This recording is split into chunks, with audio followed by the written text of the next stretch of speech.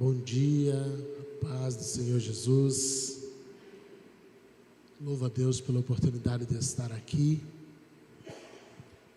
Louvo a Ele por estar retornando. Alguém me disse uma vez que eu só poderia comemorar se fui bem em uma visita ou não, quando fosse convidado a segunda vez. Eu estou vindo a terceira. Então aprendi a comemorar a primeira na segunda e hoje eu posso comemorar a segunda na terceira. Vou precisar de uma quarta para comemorar de hoje. E eu louvo a Deus pela confiança. Que Deus abençoe o pastor, que Deus abençoe a igreja, por nos confiar essa oportunidade de estar aqui. Como o pastor já disse, essa tem sido uma semana bem corrida. Eu estou aqui com um sermão preparado ao lado de um leito de hospital. Eu estava lá essa semana acompanhando ela, estudando. Estou comprando uma briga com as irmãs da igreja, porque as irmãs querem estar lá e eu sou do tipo que quando o negócio aperta, eu não abro mão de estar do lado de jeito nenhum. E por conta das crianças, eu estou voltando para casa à noite, mas eu chego lá às 7 horas da manhã, boto quem tiver para correr e fico lá até... E isso faço todos os dias. Ela precisou tirar, uma parte do pulmão. Ela deveria, no processo normal, ter ficado pelo menos 24 horas entubada. Para a glória de Deus, ela já saiu da cirurgia respirando, sem aparelhos. E já acordada também, já despertada, despertou cerca de 20 minutos depois. Ela precisava estar uns 4 dias na UTI pelos processos normais. Ela ficou 16 horas de UTI. E no total seria em torno de 10 dias de internamento. Hoje pela manhã já estive lá. E o médico falou que provavelmente até mais tarde dá alta. Então eu louvo a Deus porque temos visto uma aceleração de Deus em meio a todo o processo. Eu aprendi com as Escrituras a dar graça em tudo. A Bíblia diz: em tudo dai graças. Às vezes a gente, por uma leitura errada, tenta dar graça por tudo.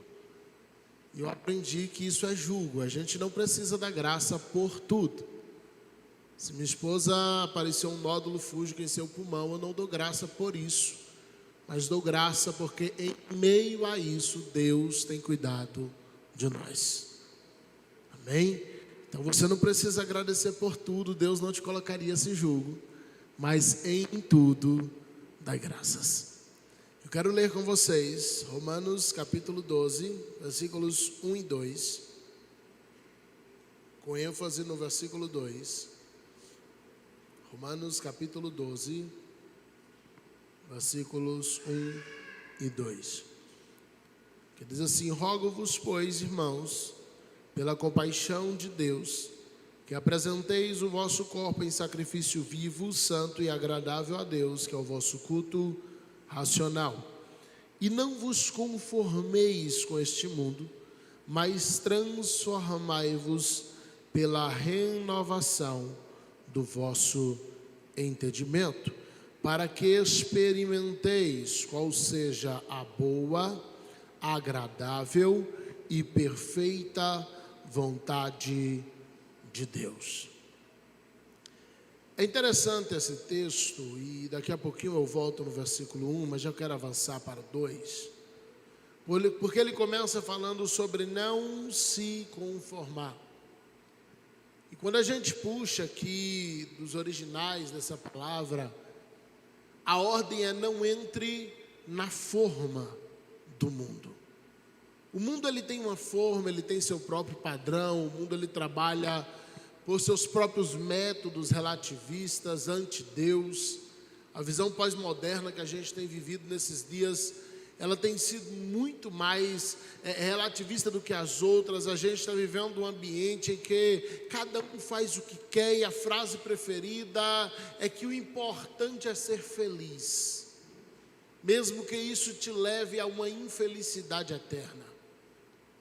O mundo apresenta padrões, o mundo apresenta modas, o mundo apresenta jeitos, e de tempos em tempos as pessoas estabelecem um novo método de viver, na maioria das vezes gradualmente mais promíscuo, mais libertino, igreja, se não tiver cuidado, ela vai entrando nesse movimento moderno. Acho que o microfone está falhando aqui. Esse movimento pós-moderno, e a igreja vai se conformando, ela vai entrando na forma do mundo. Então chega um momento que o mundo diz: olha, agora todo mundo vai ser quadrado, e todo mundo começa a dar quadrado, a igreja vira quadrada. Então a hora chega e diz: olha, não, agora todo mundo é redondo, então todo mundo é redondo, e a igreja vai entrando na forma. A gente vai, sem perceber, se adaptando para que cada vez mais as pessoas elas se ambientem na igreja, encontrando na igreja um ambiente parecido com o ambiente de pecado que ela está acostumada a frequentar. É óbvio que isso só deve acontecer na minha, que não tem. Mas a gente tem sempre uma briga daqueles que chegam, e às vezes até daqueles que já estão, para que a igreja venha aderir a alguns pontos de modernidade, de liberalismo, de libertinagem, que é diferente de liberdade, para que a gente não venha perder pessoas, para que a gente possa agregar pessoas, e a gente vai criando adaptações que por vezes ferem a palavra de Deus. Uma das frases que eu mais gravo para a minha vida nesses dias é que a gente precisa se modernizar, contudo, sem se mudanizar. A gente precisa aderir à modernidade. A gente está num ambiente moderno, com ar-condicionado, com um som ambiente. A gente tem aqui instrumentos de primeira linha. A gente tem um microfone sem fio, tem retornos, tem um PA ali, tem caixas de som. A gente está num ambiente moderno. No entanto, a gente não está no ambiente mudando. A gente não pode permanecer como alguns vivem. Olha, não, a igreja não vai aderir a nenhuma modernidade. Então fica aquela igreja que ela está em 2023 como se estivesse nos anos 80. Canta somente hinos antigos. Eu vi uma igreja que praticamente hinos de 20 anos para cá era proibido. Então tinha que cantar somente os hinos dos anos 80 e 90. É gostoso? É bom. Eu particularmente, eu sou nostálgico, eu gosto de hinos antigos. Eu cresci no evangelho, então eu era criança ouvindo meu pai ouvindo fita cassete e o discão de vinil. E aqueles hinos até hoje fazem parte da minha vida. Eu ainda coloco alguns hinos muito antigos para orar. Eu falo: Senhor, não deixa ninguém chegar aqui, porque se me vê ouvindo isso, vai dizer: o pastor tem uns 80 anos escondido nessa cara. Da época que os vinil não tinha bateria, vocês lembram? Que as músicas não tinham bateria? A gente só ouvia os instrumentos e um leve chocalho. No entanto, a gente não pode ficar preso lá. A gente vai avançando, a tecnologia vai chegando, a modernidade vai chegando, e a gente vai avançando com ela. A nossa casa está repleta de aparelhos eletrodomésticos modernos. Tem lá uma televisão, alguns mais exagerado, numa sala às vezes de 2 metros, coloca lá a televisão de 60 polegadas, que ele não consegue nem sequer definir os pixels com a vista, de tão próximo que está. No entanto, a televisão maior não me permite assistir a programação mundana. A regra que servia há 30 anos atrás ainda serve? Hoje o princípio é o mesmo. A modernidade não pode ser confundida com liberação para o mudanismo. Nós temos na mão que é um computador de bordo. A gente está aqui e tem acesso ao mundo inteiro na palma da mão. Quando se falava sobre isso em 98, eu lembro que os primeiros a falar sobre isso foi a turma do Tesla e depois o Bill Gates a falar sobre isso, que a gente um dia teria um computador na mão tão pequeno que a gente teria acesso ao mundo inteiro. Na época isso foi tido quase como uma loucura. E hoje nós temos. A modernidade chegou. Agora, junto com a modernidade, a gente precisa ter cuidado para não aderir ao mundanismo, porque hoje você tem mais liberdade de acessar coisas em ambientes escondidos sem que ninguém veja. E se você não guardar o teu coração, você vai se conformando com o mundo, você vai entrando na forma do mundo. Um menino dos anos 80, dos anos 90, ele tinha que convencer um adulto, comprar uma Playboy escondida para ele. Ele comprava essa Playboy, escondia debaixo do colchão, enterrava. No dia que a mãe descobria, ele tomava uma surra. Hoje nossas crianças estão com a internet na mão. E se a gente não rastrear, não olhar histórico, não cuidar, Eles não precisam comprar o Playboy.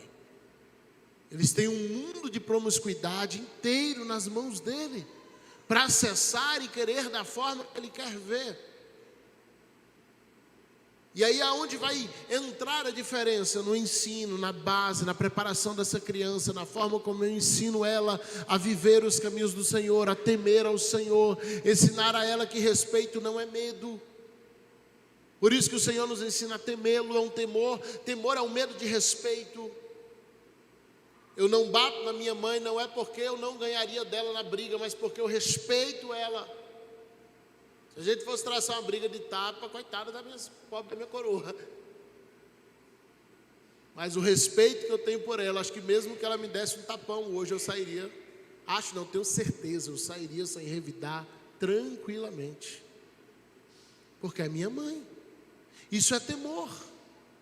E quando nós aprendemos a temer a Deus, a gente passa a respeitá-lo. Olha a frase de José a Potifar. Ele vai dizer, olha, tudo o que tem nessa casa, Potifar colocou nas minhas mãos. Ele me confiou tudo o que ele tem. Ele confiou todos os empregados. Ele confiou todos os negócios. E na sequência José diz, longe de mim pecar contra o meu Deus. Ele está falando de Potifar, o que ele deveria dizer é, longe de mim trair a confiança de Potifar. Mas o que ele vai dizer, longe de mim pecar contra o meu Deus. Ele está dizendo, em meio a tudo que ele me deu, eu tenho consideração, mas o meu temor e o meu respeito é a Deus. Quando você entende isso, quando você adere a esse princípio, nada te afasta dos princípios de Deus, porque agora você já não trabalha para que as pessoas não te critiquem, para que as pessoas não falem, para que as pessoas não o vejam, não, você trabalha para agradar a Deus, e você vai sempre buscar fazer a vontade de Deus, esteja em público, esteja em privado. Então qual é a primeira ordem do versículo? Não se conforme. Meu Deus, tem um mistério nessa água aqui. Não entre na forma. O negócio está bom. Não entre na forma. Qual é a segunda ordem do versículo? Se transforme. E o que é se transformar? É fazer algo, alguém mudar de forma, transmutar algo noutra coisa. E aqui, se você puxa o original da palavra, você está trazendo para uma restauração. E restauração é diferente de reforma. Eu gosto de assistir a Discovery Turbo e a gente costuma ver o pessoal chega com aqueles carros antigos e fala assim, eu quero fazer uma restauração no carro. Então ele chega lá com Opala, com Camaro 67, com aqueles carros antigos, e eu quero restaurar. E eles começam a dizer para o dono da oficina, olha, você vai colocar direção hidráulica, ar-condicionado, injeção eletrônica, não sei o quê. E sempre a gente vê algum mecânico daquele dizer, você não quer uma restauração, você quer uma reforma. E eles dizem, qual é a diferença? E sempre eles respondem, se for para restaurar, a gente vai trazer de volta ao estado original. Ele vai sair como ele era quando saiu de fábrica. Então quando a Bíblia fala sobre transformação, aqui em Romanos 12:2, está falando na verdade de restauração. Você que já chegou aqui, você veio do mundo, você aceitou Jesus, você está aqui, você chegou com a forma do mundo, com o modelo de vida do mundo, com a vestimenta do mundo, com o jeito de falar do mundo. Você chegou aqui dentro de uma forminha do mundo. Agora você vai ser transformado, regenerado. E o Senhor vai fazer como isso? Te jogando para frente? Não, te trazendo de volta aos princípios. Ele vai restaurar você, para que você volte a ser como era quando saiu de fábrica. É uma restauração, um retorno ao estado original. Essa é a confusão que muita gente faz com o avivamento que Abacuque pede no capítulo 3, versículo 2. Porque ele começa dizendo, ouvi a tua palavra e temi. Volta ao capítulo 1 e descreve todos os pecados de Israel. Israel está sendo injusto, Israel está oprimindo o pobre, Israel está roubando o oprimido, Israel isso. Ele fala todos os pecados ali de Judá. No capítulo 2, Deus fala com Abacuque, Deus dá sentenças. Deus profere ali, se não me falha a memória, 9 ais. Ai desse, ai daquele que faz aquilo outro. E Deus dá sentenças no capítulo 2. Capítulo 3, Abacuque se sente responsável pelas sentenças que Deus deu. Porque no capítulo 1 foi ele que ficou entiquizando Deus. Até quando o Senhor não vai fazer nada? Até quando o Senhor não responde? Até quando o Senhor? Capítulo 2, Deus diz, eu vou fazer, eu vou matar, vai acontecer. E aí Abacuque se sente culpado. Ele diz, ele vai fazer isso tudo porque eu pedi. E ele começa no capítulo 3 dizendo, ouvi a tua palavra e eu temi. Eu tive medo. Ele amadurece em sua própria oração. Porque o Abacuque do capítulo 1 é um Abacuque punitivo. Ele quer punição. Mas quando ele ouve a sentença de Deus, ele diz, agora eu estou com medo. E ele diz, na tua ira, lembra-te da misericórdia. Aviva, ó Senhor, a tua obra no meio dos anos. Aí você vai puxar o avivamento que Abacuque está pedindo, que alguns acham que é uma movimentação do Espírito, uma manifestação. Na verdade, o que Abacuque está pedindo ali é traz de volta o estado original.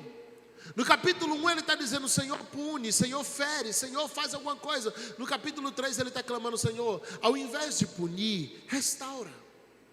Ao invés de destruir, converte eles de seus pecados. Ao invés de acabar com eles, traz eles de volta à santidade. O avivamento que Abacuque pede ali é uma restauração, é um retorno ao estado original. Só que em Romanos 12, 2, falando da mesma temática, a ordem não é que Deus vai fazer, agora é uma ordem de Paulo a nós. Ele diz, vocês transformem-se, restaurem-se. Deus já deixou sua palavra escrita, Deus já deixou sua palavra para nós. Agora pegue essa palavra e volte ao estado original. A gente está sempre avançando, está sempre olhando para frente. De fato precisamos avançar, mas algumas vezes nas escrituras nós precisamos retornar. Porque eu aprendi que se eu pego o caminho errado, se eu tinha que ir para a direita eu vou para a esquerda, a única forma de eu conseguir consertar o trajeto é retornando até chegar no zero e recomeçar. Às vezes a única forma de eu fazer o certo é recomeçando, é voltando para o ponto inicial. Se você vai para Lamentações de número 5, verso 31, 32, Jeremias está lamentando, ele diz, Senhor, converte-nos a Ti, para que sejamos convertidos, e renova os nossos dias como era no tempo de outrora. Nós avançamos, nós melhoramos em muita coisa, mas nós também nos conformamos com muita coisa. Nós melhoramos em muita coisa como igreja. Nós temos hoje um entendimento de paternidade que os nossos pais não tiveram. Hoje nós vemos Deus como nosso pai. Nossos pais conheceram um Deus que era juiz e que nunca absolvia. Ele só condenava. Talvez você já ouviu, Deus vai te punir. Deus vai acabar com você. Tocou em mim, meu irmão, vou te colocar debaixo do meu joelho. E rapaz, Deus era o pistoleiro de muita gente. Era o capataz das fazendas. Nossa geração já está conhecendo um Deus que é pai, um Deus que ama, um Deus que cuida. Nós melhoramos no entendimento da palavra, mas também nos adaptamos a muitas coisas. Então, é por isso que eu não posso voltar ao passado, porque se eu voltar ao passado, eu vou voltar para os erros de interpretação que os meus pais cometiam. Então, se eu não posso voltar ao passado, nem posso continuar da maneira como eu estou, o que eu tenho que fazer? Retornar ao princípio. Todas as vezes que alguém tentava trazer o passado para Jesus, a lei de Moisés, há 1400 anos atrás, falou assim, Jesus dizia, mas no princípio não era assim. Observe que nem sempre o passado está certo, porque às vezes o passado já foi fruto de uma conformidade. Aí eles diziam, Senhor, no passado, Jesus dizia, não, volta ao princípio, volta ao início, porque lá no início não tinha ainda a interferência do homem, era apenas a vontade de Deus. Então, quando eu quero me corrigir como cristão, eu não tenho que voltar ao passado e ver como os meus avós congregaram. Não, eu tenho que voltar ao princípio e ver como a igreja primitiva acontecia, como ela fluía, como ela estava resolvendo os seus problemas. O nosso alvo é para frente, é futuro, é céu, mas a nossa base está no princípio. O modelo está no princípio para que eu avance para o futuro. Então a palavra é: não entre na forma do mundo, mas esteja transformando-se. Transformai-vos na renovação do vosso entendimento. Então, como é que eu me transformo? Como é que eu me restauro? É renovando minha mente. É se permitindo ser mudado. E aqui há o ponto que ninguém gosta de fazer. É porque eu nasci assim. Meu pai era assim. Meu avô era assim. Meu bisavô era assim. É defeito de família. E tem gente que tem um orgulho dos problemas que tem. Tem um orgulho dos defeitos. Tem gente que pega orgulho da doença. É minha doença. Sangue de Jesus tem poder. Está aqui, encostou, vai embora, não é meu. Vamos trabalhar para tirar urgente, não é meu. Então eu preciso mudar a minha mente, eu tenho que me permitir ser mudado. Eu tenho que transicionar, eu tenho que perder velhos hábitos. Eu tenho que pegar a palavra que eu escuto aqui e me perguntar no final do sermão como eu posso aplicar isso na minha vida.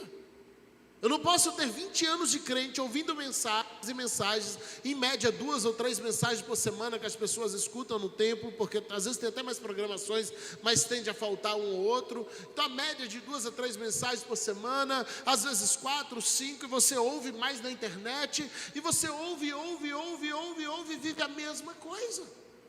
Do mesmo jeito, com os mesmos defeitos, com os mesmos problemas, com as mesmas ignorâncias, e a gente não muda, a gente não transiciona. Só que o conhecimento que não me liberta, ele me condena. Porque Deus leva em quanto tempo? De ignorância. Estas coisas, comer, beber e vestir, vos serão acrescentadas. Às vezes o pai não tem um salário para dar para o filho, mas o filho vai ter o que comer, vai ter o que beber, vai ter o que vestir. E ele tem que entender que ele não trabalha para o pai, ele trabalha com o pai. E quando eu trabalho com o pai, eu não estou por um salário, eu estou ali por um aprendizado, por um legado e por uma herança. E herança não tem a ver com o presente, herança tem a ver com o futuro. O irmão do filho pródigo passa por isso. Ele tem um irmão, o filho pródigo e seu irmão, e aquele filho pródigo, ele pede sua herança, ele vai embora. E o pai, a Bíblia diz, ele dividindo seus bens ao meio, deu a parte daquele que queria ir. Quando o filho pródigo volta sem nada, o filho mais velho procura o pai, e ele tem questionamentos de salário, de funcionário. Ele diz: olha, você nunca me deu um bezerro, você nunca me deu um cabrito, você nunca deixou eu fazer uma festa, você nunca isso, você nunca aquilo outro. E o pai diz: filho, tudo que eu tenho é teu. A gente leva aquilo de um modo muito figurado, mas o pai está falando literalmente, literal. Joguei uma redundância terrível agora. Quantos filhos aquele pai tinha? Quantos filhos aquele pai tinha? Se ele deu a parte de um, de quem era o que sobrou? Era do outro. Ele não tinha como dar parte de um sem dar do outro. Automaticamente, tudo que sobrou, ele já estava dando ao outro. Agora, todos os dias, aquele filho via o pai acordar 4 da manhã do mesmo jeito, sair para a fazenda, trabalhar da mesma forma, multiplicar do mesmo jeito. O rebanho está crescendo, a fazenda está crescendo, a plantação está crescendo. Ele vê o pai trabalhando, e ele se sente trabalhando para o pai. O que ele não percebe é que o pai está multiplicando o que já é dele. Quando o outro filho volta, a fazenda talvez já tinha dobrado de tamanho. Já estava de um tamanho que era antes. Só que agora tudo pertencia ao filho mais velho. Aí Isaías vai dizer: desde a antiguidade não se ouviu, nem com os ouvidos se percebeu um Deus além do nosso, porque Ele trabalha pelo aquele que nele espera. Às vezes você está achando que está trabalhando para Deus, quando é Deus que está trabalhando por você. Você acha que é funcionário de Deus, e é Deus que está lhe proporcionando a oportunidade de trabalhar com Ele. Agora, por que eu não perco a mentalidade de servo, de escravo, de funcionário com Deus? Porque nos falta amadurecimento, e aqui é o segundo ponto que a gente precisa de uma transformação de entendimento. Primeiro, transicionar de servo para filho. Segundo, transicionar de menino para adulto, amadurecer. Maturidade. Se você pega os 5 ministérios de Efésios 4, versículo 11, a partir do versículo 12, fala sobre aperfeiçoamento, sobre maturidade, a fim de que não sejais mais meninos, levado em volta por todo vento de doutrina, mas que você alcance estatura completa, perfeita de Cristo. A ideia do Senhor é que amadureçamos. Porque à medida que eu amadureço, eu ganho acesso ao que pertence ao meu Pai. Você entendeu isso? Às vezes você ainda não vai ter a posse, a gente briga muito pela posse. Porque todo menino gosta de dizer é meu. Eu tenho 3 irmãos. Às vezes eles não estão brincando. Às vezes o brinquedo está lá, já tem faz 6 meses que eles não tocam. Aí um dos outros vai lá e pega. E eles vêm chorando, pai pegou o meu brinquedo. Digo, filho, já estava para doação, tu tem quase 1 ano que tu nem olha para isso aí. Mas é meu. E o que é isso? É coisa de menino. É minha igreja, minha banda, meu departamento, é meu. Meninos, pastor, a gente trabalha diariamente com pessoas e a gente ouve isso. É meu. Porque meninos brigam por posse, adultos brigam por acesso. Eu estava ministrando ontem à noite, foi ontem à noite, hoje de manhã, 2 convites que tinha já acertado. No congresso de líderes da ADSA, da Assembleia de Deus Santo Amaro. Eles reúnem anualmente todos os pastores da Bahia. E ontem eu tive a oportunidade de ministrar com eles. A conferência está acontecendo aqui em Conquista, no acampamento Vitória, lá no Centro Industrial. E estava falando sobre questões ligadas à liderança, da maturidade, da dificuldade que a gente tem de lidar às vezes com lideranças de departamento, que ele sobe para a cabeça, que ele empilha e diz, não é meu, ninguém toca, nem o pastor pode interferir, eu não aceito a opinião, e vira uma igreja dentro da igreja. Porque às vezes é competente no cunho acadêmico, mas a maturidade sobe para o juízo e perde o juízo, porque na verdade nunca teve juízo. Então a gente precisa perder. Olha, Paulo vai falar sobre isso, 1 Coríntios 13, 11. Voltando à questão do acesso, foi outro ponto que eu citei lá. Eu estava falando sobre isso, a autoridade que você tem sobre você, ela não te rebaixa, ela te valida. O centurião de Cafarnaum, ele fala sobre isso com Jesus. Ele diz, eu também. Observe que ele reconhece que Jesus tem alguém sobre ele, tratando Jesus humano ali, submisso ao Pai. Ele diz, eu também sou um homem sujeito à autoridade, e tenho pessoas abaixo da minha autoridade. Ele está dizendo, esses que estão abaixo de mim me obedecem, porque eu obedeço o meu superior. A honra que eu cobro deles e o respeito que eles me dão é por causa que eu estou vindo não em meu nome, mas em nome de César. E aí ele diz a Jesus, olha, eu sou como você, eu também estou debaixo da autoridade, eu estou sobre a autoridade. Ele está dizendo, eu reconheço que toda a autoridade que você tem sobre espíritos, sobre doenças, é porque você está sujeito à autoridade do Pai. E depois dele falar isso no versículo 9, Jesus vai dizer, nem em Israel eu encontrei tanta fé. A gente acredita que é por causa da liberação da palavra, e às vezes não é. Jesus está dizendo, ele é o primeiro a reconhecer de fato que eu sou filho de Deus. Porque todos tinham questionamento sobre isso. Mas ele diz, não, eu reconheço que você está obedecendo ao Pai, que você está fazendo o que ele mandou você fazer. Jesus diz, uau, alguém entendeu? Que o primeiro a entender a filiação de Jesus é o centurião, é romano.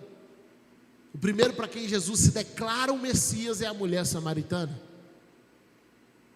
As principais revelações estão vindo para os gentios, não é para os judeus. E às vezes a gente não percebe que Jesus já estava sinalizando o seu ministério, para quem seria direcionado. Mas vamos lá, 1 Coríntios 13, 11.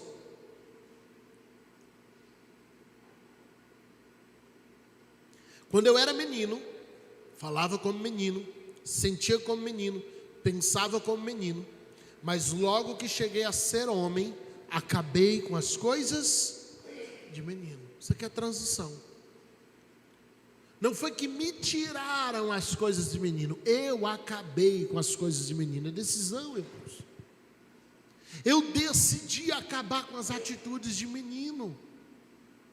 Tem gente que está com 30 anos de casado e tem atitude de menino até hoje.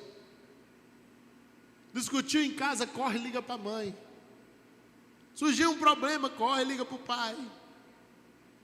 Está brigado com o marido, bora botar no status. Está brigado com a esposa, bora botar no Instagram. Todo mundo tem que saber. Casou, pai de família, mãe de família, mas chegou a ser homem com atitudes de menino. Não entendeu a transição. Não entendeu o tempo. Não entendeu a fase. Ficou adulto, mas a mente de menino. As coisas de menino as pessoas não podem ter que tirar de mim. Eu tenho que desfazer delas. Eu tenho que acabar. É por isso que a ordem de Romanos 12:2 é sempre no imperativo. Não vos conformeis, transforme-se. É você que tem que tomar decisão. É você que tem que transicionar. É você que tem que querer mudar. Acabe com as coisas de menino. Você agora é um adulto. Não seja um eterno pedinte diante de Deus. Agora você está assumido como filho.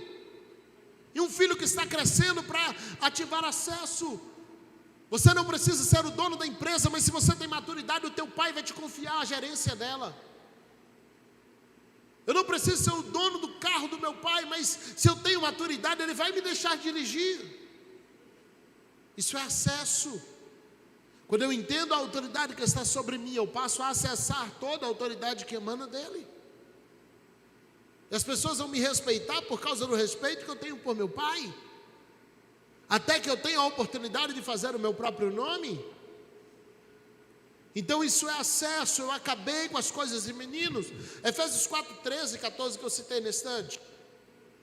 Até que todos cheguemos à unidade de fé, ao conhecimento do Filho de Deus, ao homem perfeito, à medida da estatura completa de Cristo. Versículo 14.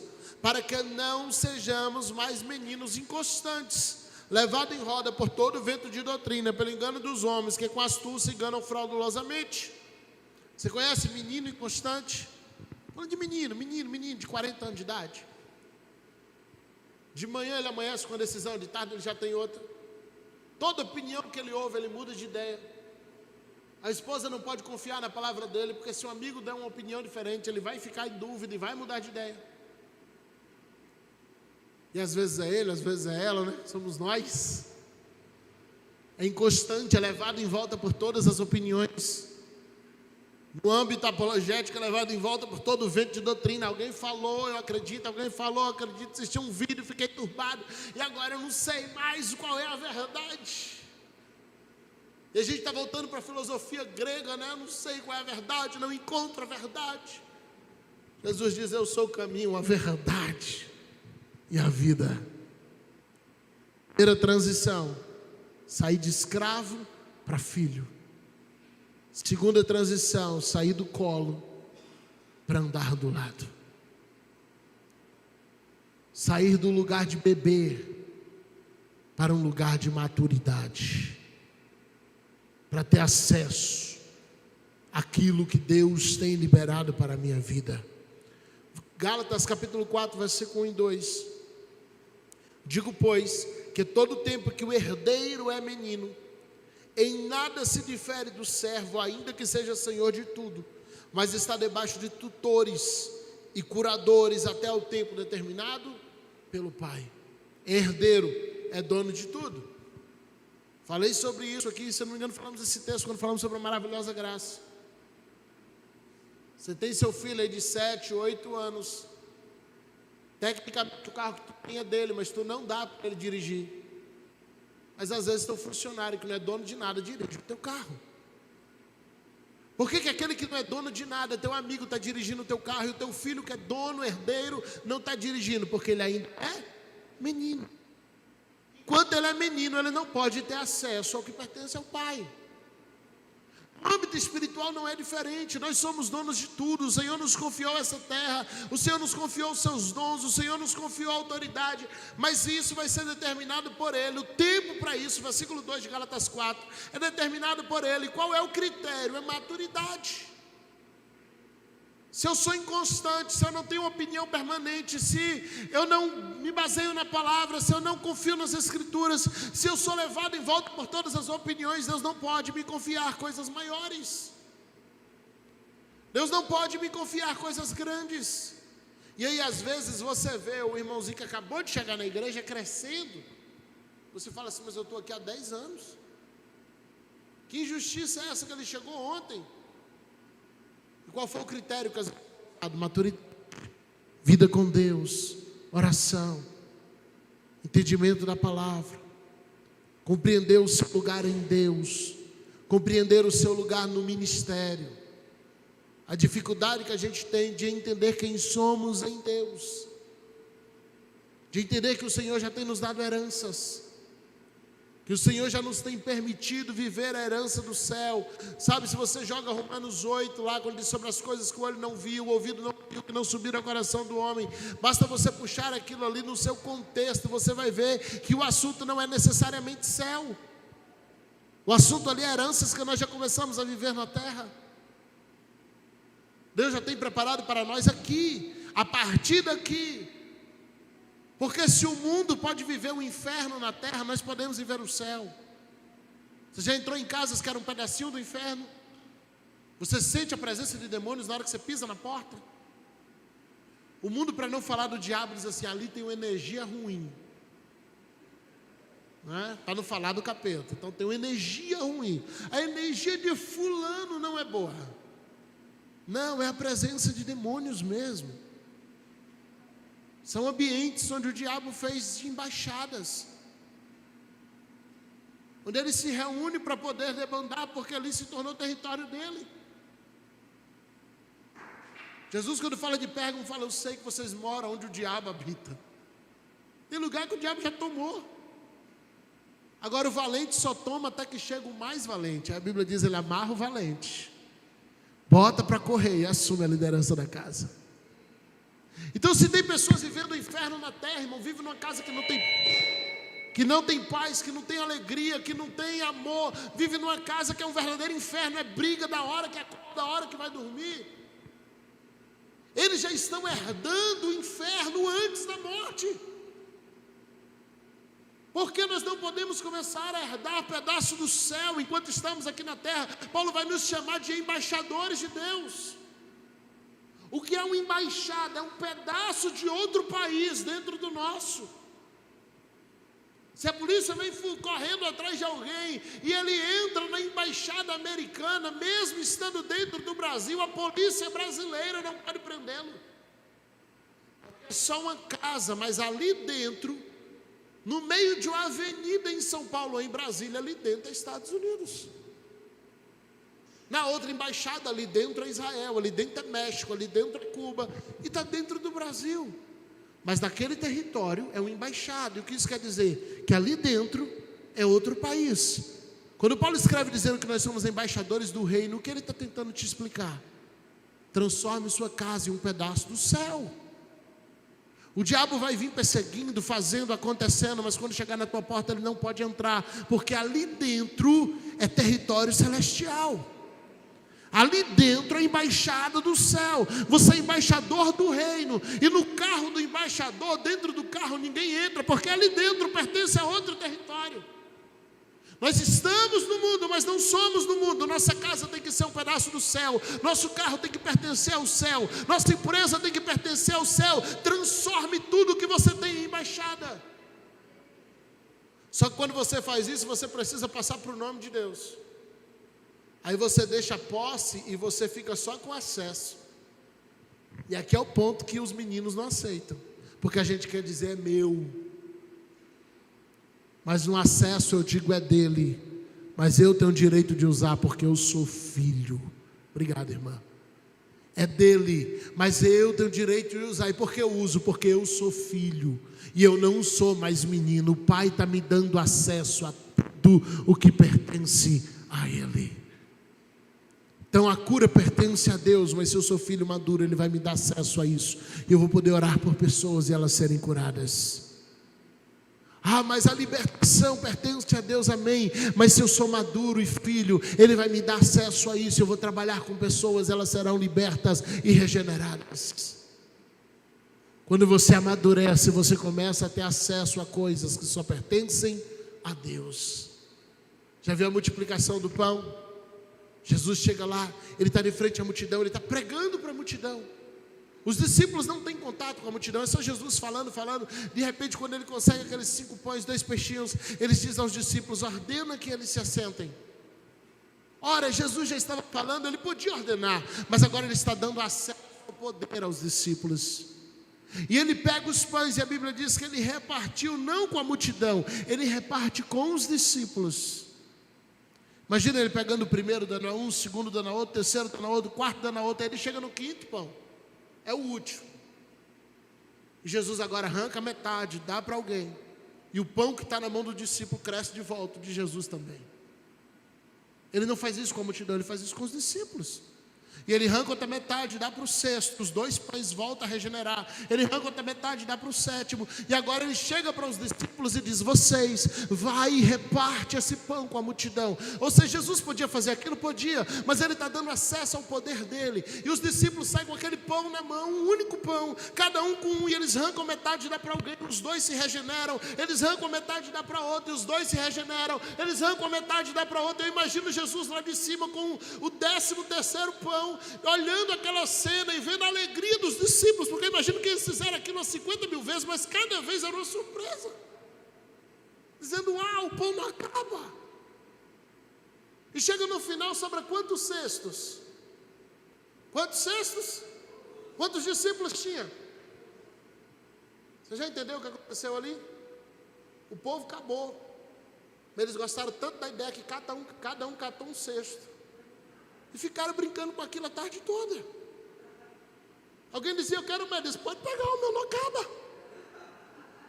De modo que quando todos estão saciados, de alguma maneira tem 12 discípulos e 12 cestos cheios de pão, porque foi um negócio legal de fazer. Agora imagina Jesus olhando para aquela cena e dizendo: eles não vão parar se eu não mandar, porque eles nunca viveram isso. O que é que Jesus está dando? Acesso. Jesus podia fazer aquilo? Podia, mas Ele está compartilhando o seu poder com os discípulos.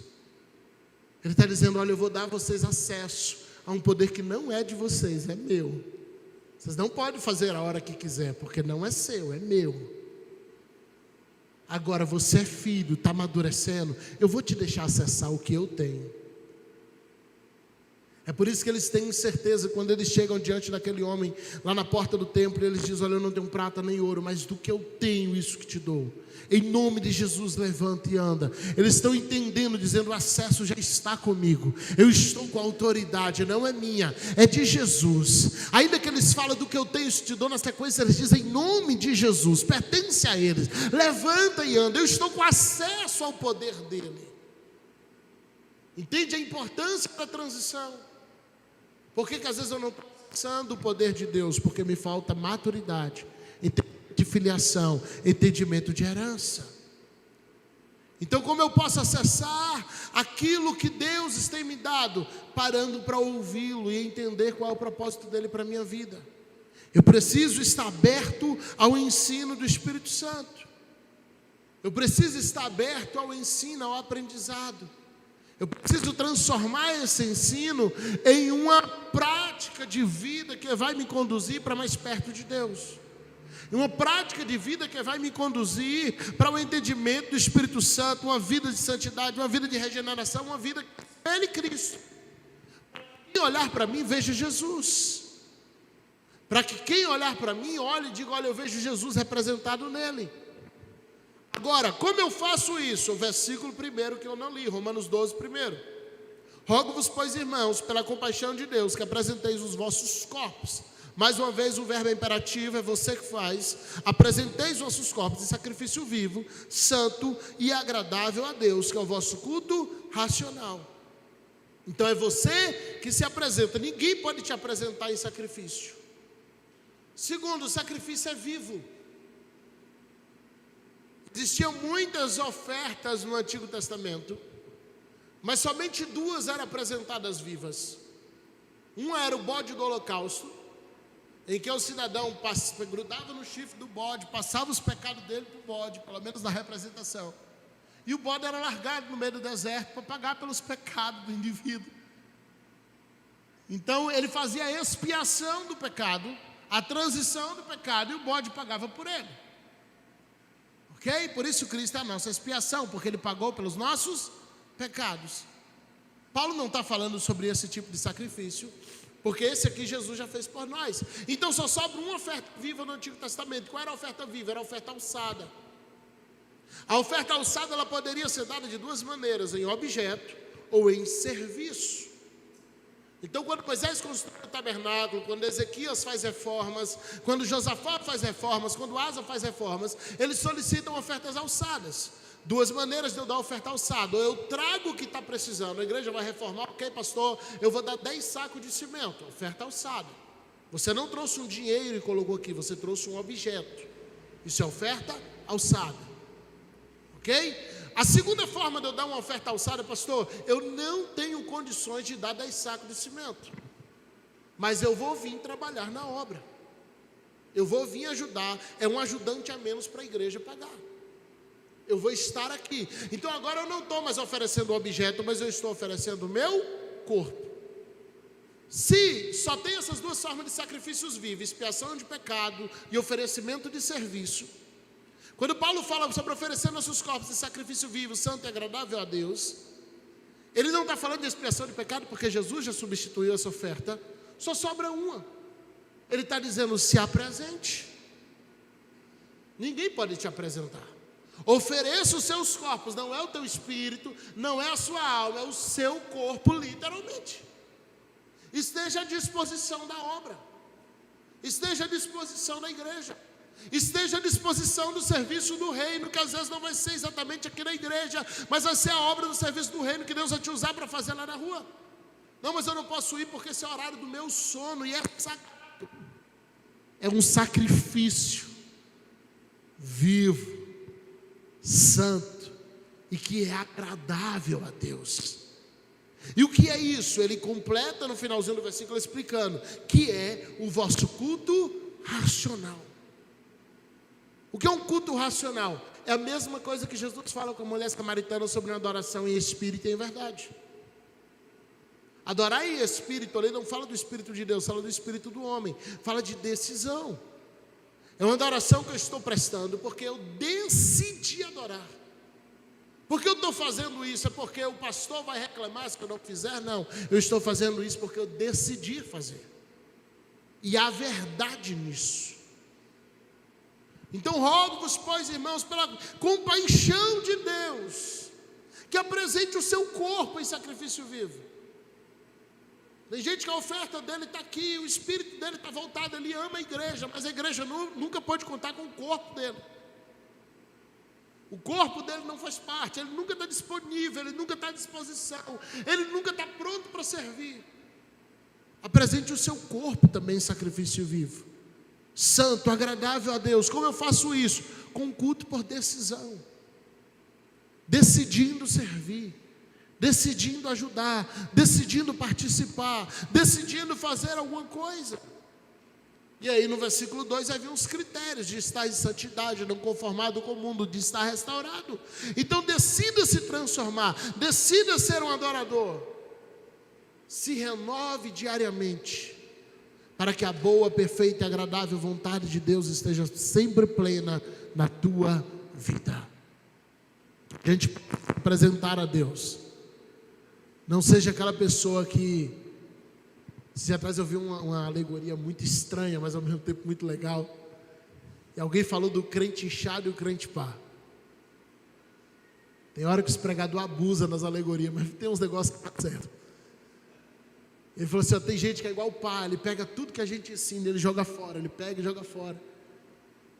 E ele pregava e muito empolgado, ele dizia, nós precisamos ser um crente inchada, pegar e puxar para a gente, pegar e puxar para a gente. Eu falei, dá certo o negócio, funciona.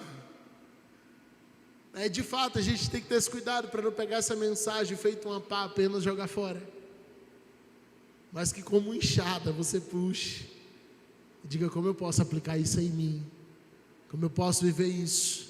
Talvez seu coração está aqui dizendo, mas Deus, era fulano que tinha que ouvir essa mensagem e ele não veio.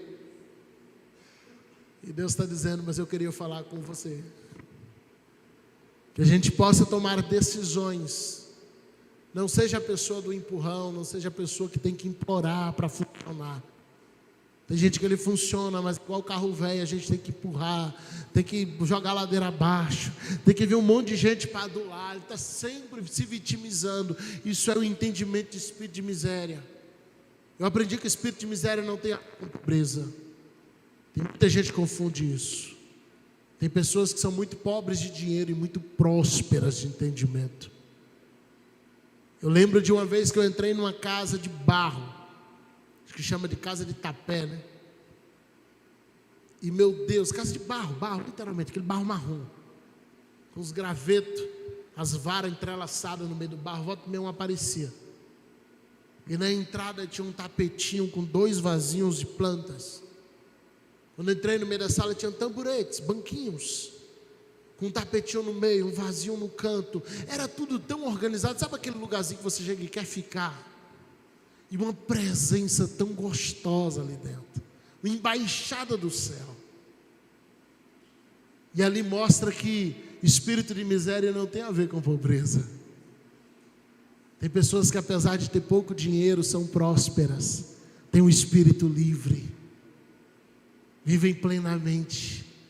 Tem outros que são tão pobres que eles só têm dinheiro, mas não têm paz, não tem alegria, porque já estão herdando o inferno enquanto estão na terra.